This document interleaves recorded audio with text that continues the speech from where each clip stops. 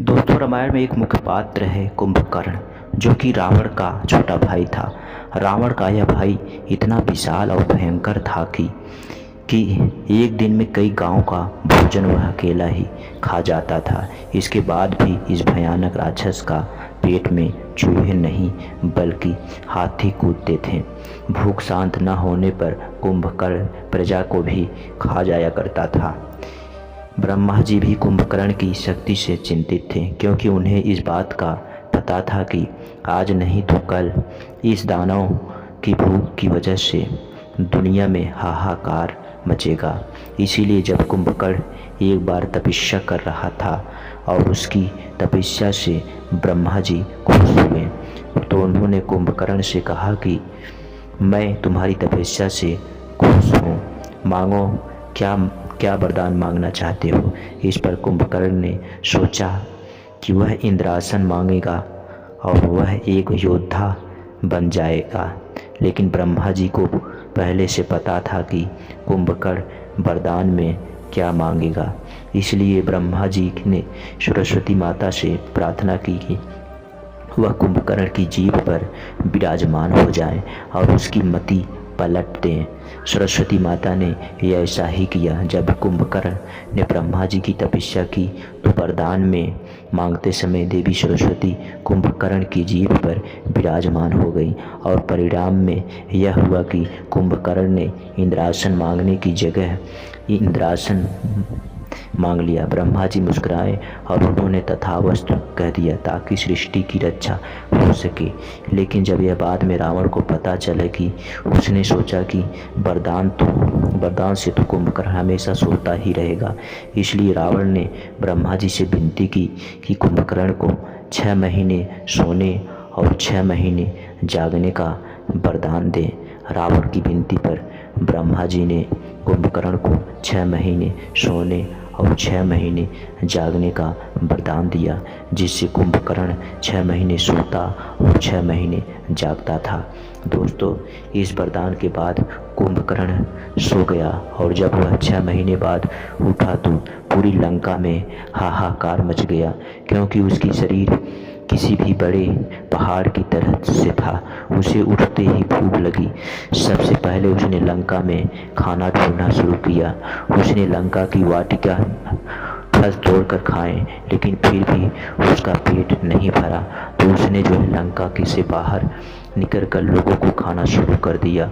कुंभकर्ण का शरीर इतना बड़ा था कि वह आम आदमियों को अपनी 2 उंगलियों से उठा सकता था और उठाकर अपने मुंह में डाल सकता था।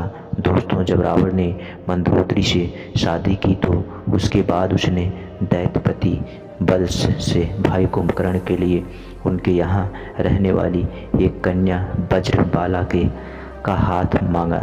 और बाला की पुत्री थी, वह बलि विरोचन की पुत्र था। वामन अवतार में जब विष्णु जी ने बलि से 3 पग धरती मांगी थी तो उस समय ब्रजबाला वहाँ मौजूद थी।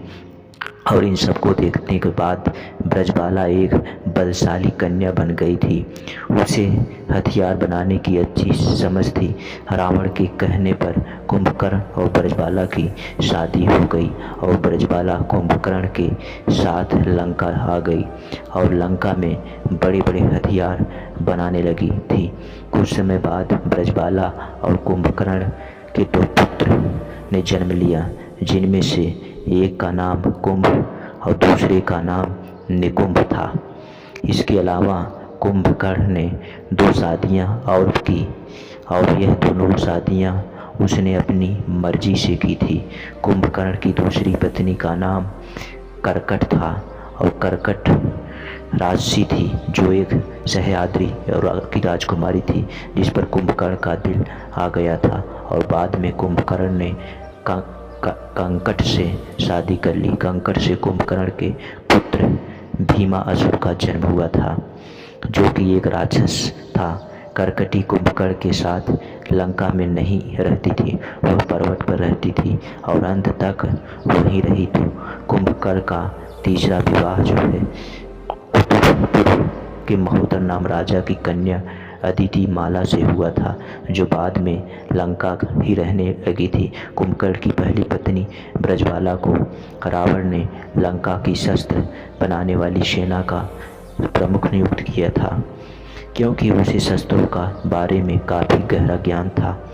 इसलिए वह अपनी सेना के साथ शस्त्र बनाने लगी थी और कुंभकर्ण की तीसरी पत्नी तडित माला के लिए 6 महीने तक खाना बनाती थी, ताकि जब कुंभकर्ण उठे तो उसे खाने को खाकर उसकी भूख समाप्त हो सके।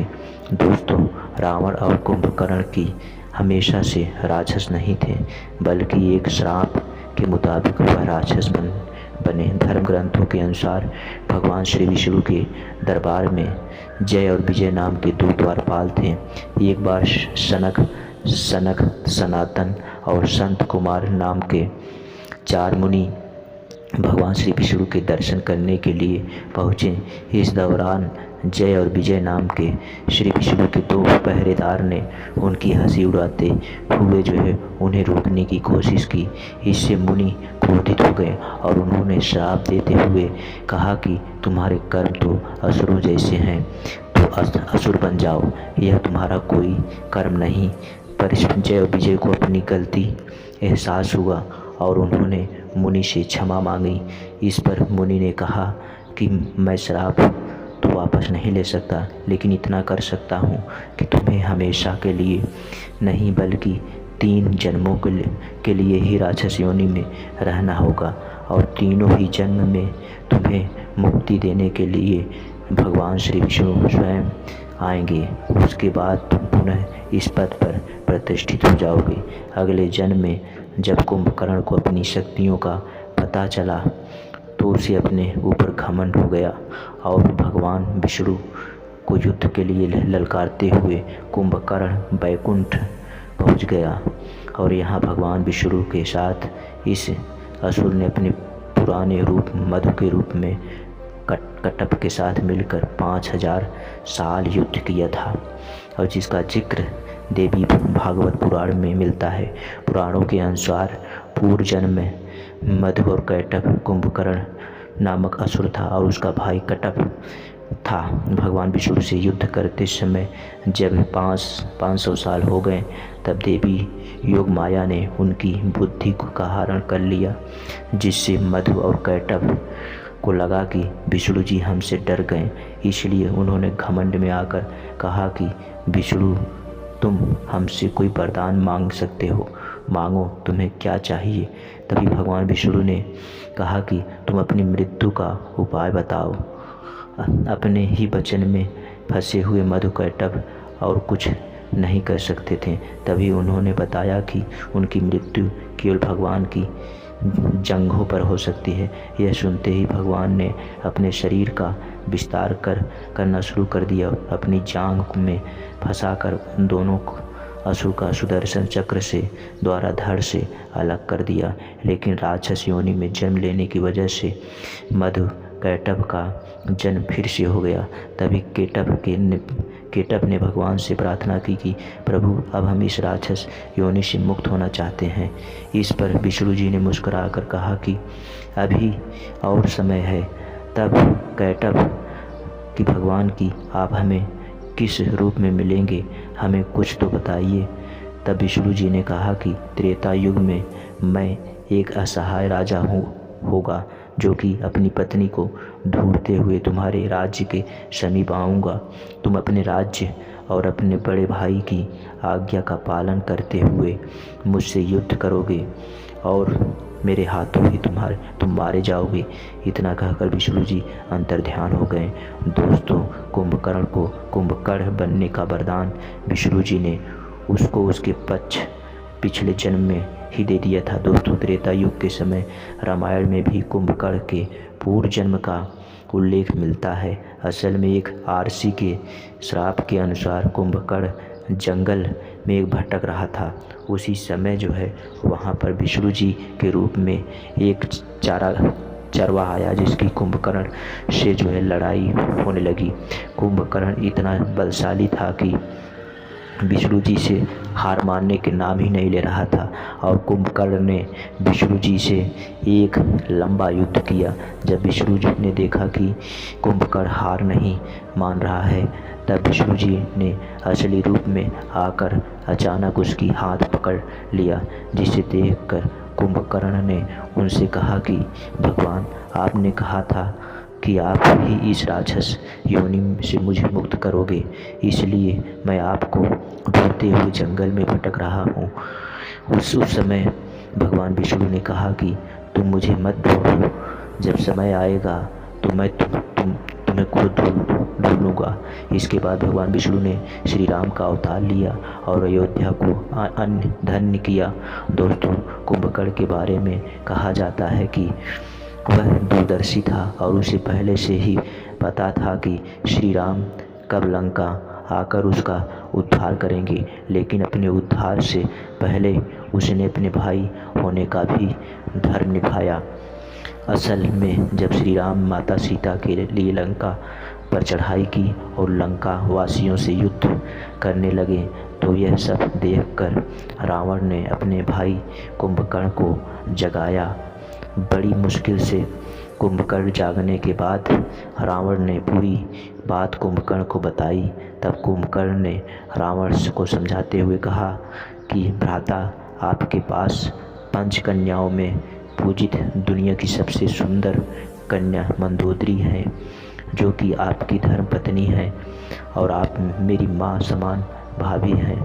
इसके बाद भी आप जंगल में भटकते हुए वल्कच पहने हुए एक स्त्री की हरण करके अपने राज्य ले आए हैं और उसे अपनी भार्या बनाने चाहते हैं। अभी भी समय है, आप प्रभु श्री राम से माफ़ी मांग लो, उनका दिल बहुत बड़ा है, वह आपको माफ़ कर देंगे। इस पर रावण ने अपने कुंभकर्ण पर भड़क उठा और गुस्सा करने लगा। बदले में कुंभकर्ण ने रावण से कहा कि मैं तो आपको समझ रहा था कि कोई बात नहीं, एक छोटे भाई का धर्म है कि बड़े भाई की आज्ञा का पालन करें। आप जैसा बोलेंगे मैं वैसा ही करूँगा, चाहे इसके लिए मुझे अपनी जान ही क्यों ना देनी पड़े। और यह बोलकर कुंभकर्ण अगले दिन रणभूमि में कूद पड़ा। रणभूमि में पहुंचते ही कुंभकर्ण ने वहां पर हाहाकार मचा दिया। उसने राम जी की आज सेनाओं को तितर बितर कर दिया था, जाने कितने ही वानर मार दिए। जब यह सब राम जी ने देखा तो उन्होंने कुंभकर्ण की तरह अपना धनुष बाण किया और अपने वाहन से उसका उद्धार कर दिया। कुंभकर्ण के मरने के बाद रावण दुखी था, क्योंकि उसने अपने भाई खोया था, लेकिन रावण से ज़्यादा दुखी कुंभकर्ण की पत्नियां तड़ितमाला और ब्रजबाला थी। लेकिन उसकी ये दोनों ही पत्नियां युद्ध में मारी गई थीं, क्योंकि ब्रजबाला और कथित माला दोनों ने श्री राम से प्रार्थना की थी कि उन्हें भी इस राक्षस योनि से मुक्ति मिल जाए, और राम जी ने बाद में ऐसा ही किया। दोस्तों, कुछ पुराणों और कुछ महान राशियों की माने तो जब राम ने कुंभकर्ण का वध किया तो उसके बाद कुंभकर्ण को राक्षस योनि से मुक्ति मिल गई और वह वापस विष्णु जी के द्वारपाल विजय बन गया।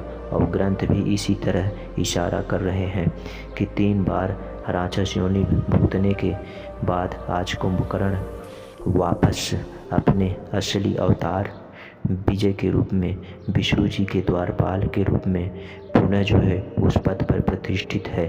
साथ ही उस भाई रावण भी अपने ने वास्तविक जय के रूप में आकर वैकव का द्वारपाल बन गया। तो दोस्तों, कैसी लगी आपको कुंभकर्ण की अनसुनी जानकारी, नीचे कमेंट करके ज़रूर बताएं। और जाने से पहले वीडियो को लाइक करें, शेयर करें, ज़्यादा से ज़्यादा शेयर करें, और वीडियो को जो चैनल को सब्सक्राइब करना ना भूलें और बेल नोटिफिकेशन को ऑन कर दें। बस आज यहीं तक।